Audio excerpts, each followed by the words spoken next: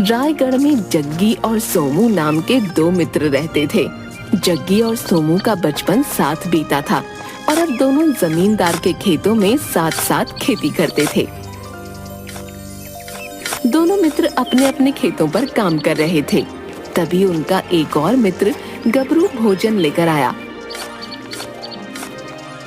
और दोनों को आवाज लगाई। अरे भाइयों, जग्गी, सोमू, अरे जल्दी आओ भैया, मैं तुम्हारे लिए भोजन ले आया हूँ। दोनों आ गए और खेत में ही जमीन पर बैठ गए। गबरू, तू भी बहुत मदद करता है। अरे भैया, मैं कछु ना करूँ भैया।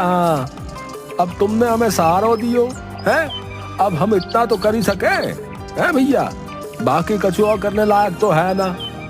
अरे ऐसा नहीं है गबरू, तुम हमारे मित्र हो भाई। हाँ हाँ, लेकिन तुम हमें सहारा दियो है, ये तो सच ही है। कभी कभी तो हम सोचे रहे कि हमें भी स्कूल जाना चाहिए। हाँ, हंस लो भैया, हंस लो है, इसीलिए तो हम स्कूल से बाहर आए हैं, क्योंकि सब हमारी लंबाई पर हंसे रहे। हाँ हाँ, चलो अब तीनों भोजन करते हैं। हाँ भैया, जय हुई ना बात। जग्गी, सोमू और गबरू तीनों भोजन करने लगे। गबरू दोनों को अपनी बातों से हंसा रहा था। सोमू यार, मुझे तबीयत ठीक नहीं लग रही है। अरे कोई बात नहीं भैया, तू आराम कर ले। अरे नहीं यार, आराम कैसे कर सकता हूँ। अरे यार, आराम करके तुम हमसे कुछ कहा करो। हाँ गबरू, क्योंकि तू बहुत काम करता है ना, दिन भर इधर से उधर चप्पलें तोड़ते हुए घूमते रहता है और लड़कियों को ताड़ता है। भैया, तुम भी कुछ भी कह देते हो हैं? अरे मैं इतना छोटा हूँ, छोरी देख ही ना पाऊँ भैया। चल अब जा सोमू भाई, मैं कर लूंगा यार काम।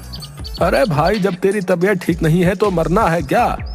लेकिन आज नराई करना बहुत जरूरी है, क्योंकि फिर पानी भी लगाना है।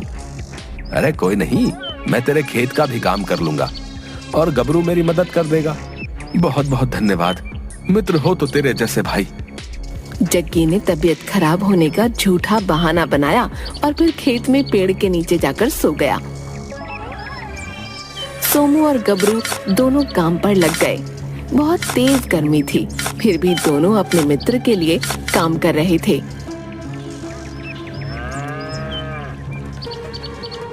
शाम को जग्गी सोमू और गबरू के पास गया और कहा, अरे तुम दोनों ने आज बहुत काम किया है, अब तुम्हारी तबीयत कैसी है भैया? मैं बिल्कुल ठीक हूँ। मैं इसलिए तुम्हारे पास आया हूँ कि अब तुम दोनों जाओ और आराम कर लो। अरे नहीं नहीं, मेरे हिस्से के खेत में थोड़ा सा काम बचा है, मैं ये जरूर करूंगा। तुम दोनों ने मेरे हिस्से का काम किया, इसलिए मैं अब तेरा काम कर रहा हूँ। तुम दोनों जाओ और आराम कर लो। नहीं नहीं, इसकी कोई जरूरत नहीं है। अरे अब जा भी है।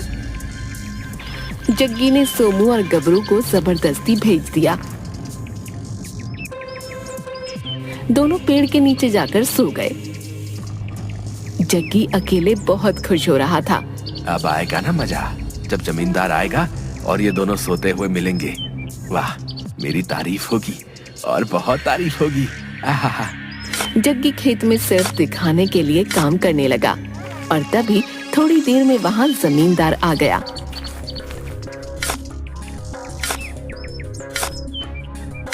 जग्गी, तू अकेला काम कर रहा है? वो दोनों कहाँ हैं? वो अभी आ रहे हैं। कहाँ गए हैं? क्या हुआ? तू मुझसे क्या छुपा रहा बे? वो दोनों पेड़ के नीचे सोए हुए हैं। वो सुबह से सोए हुए हैं। मैंने अपने हिस्से का काम कर लिया है और अब मैं सोमू का काम खत्म कर रहा हूँ। अच्छा, मैं अभी सोमू को सबक सिखाता हूँ। तुम अच्छे हो, अपना काम ऐसे ही किया करो, ठीक है? जग्गी बहुत खुश हुआ, क्योंकि जग्गी ने अपनी गलती को सोमू के ऊपर डाल दिया था। सोमू सीधा साधा लड़का था। जमींदार ने सोमू और गबरू को जगाया। जमींदार साहब, आप?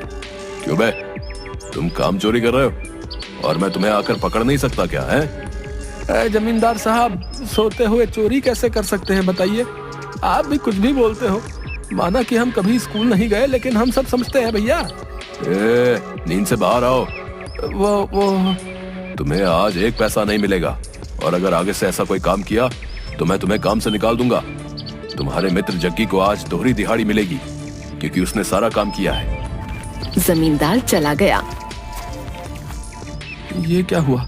मैं कुछ समझा नहीं, लेकिन मैं समझ गया हूँ भैया। क्या? यही कि जग्गी भैया तुमको फंसा दिए हैं। हाँ, ये जग्गी बचपन से ही ऐसा है, मुझे फंसा देता है।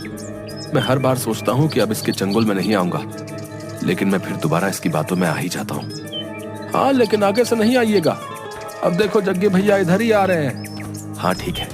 जग्गी मुस्कुराते हुए आया। अब घर चलते हैं। क्या हुआ? मुझसे बात नहीं करोगे? वैसे मैं बता दूं कि मैंने कुछ नहीं किया है। तीनों घर वापस चले गए।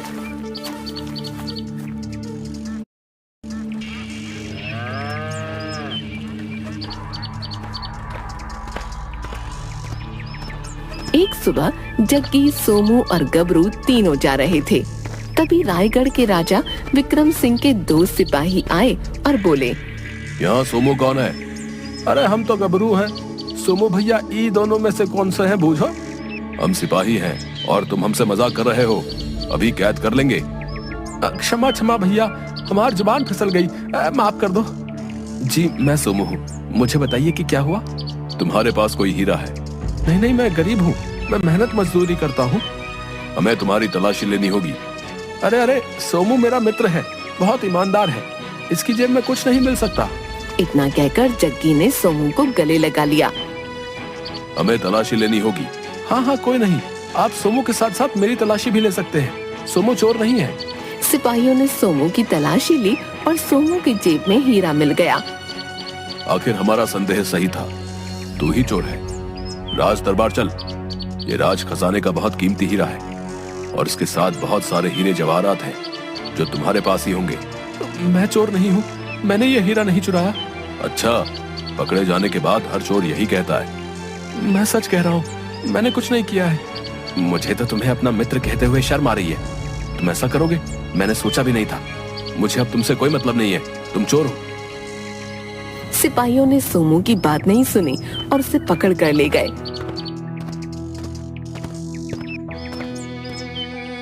गबरू की आंखों में आंसू थे, लेकिन जग्गी मुस्कुरा रहा था। आज सोमू भैया को सिपाहियों ने। तुमने एक कहावत सुनी होगी, जैसी करनी वैसी भरनी। सोमू भैया ऐसे बिल्कुल भी नहीं कर सकते।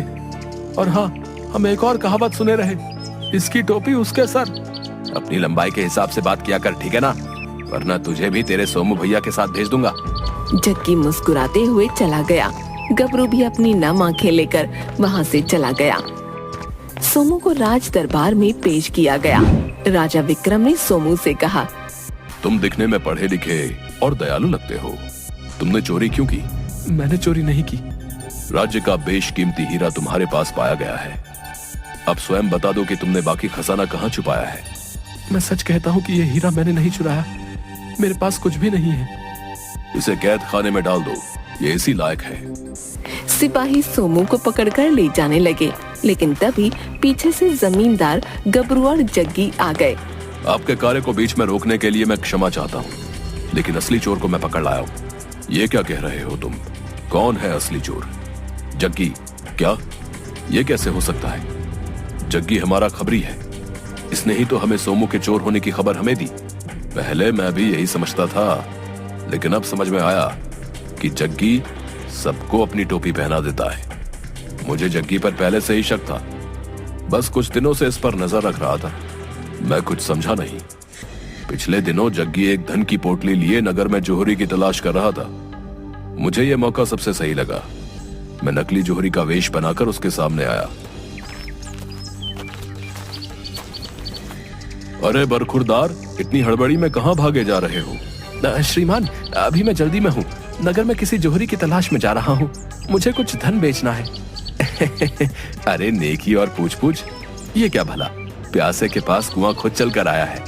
मैं भी एक जोहरी हूँ, अगर तुमको कोई आपत्ति ना हो तो मैं खरीद सकता हूँ तुम्हारा धन। जग्गी ने बहुत सारे हीरे जवाहरात जमींदार को दिखाए। अरे बाप रे, इतना सारा धन तुम्हारे पास ये सब कैसे आया?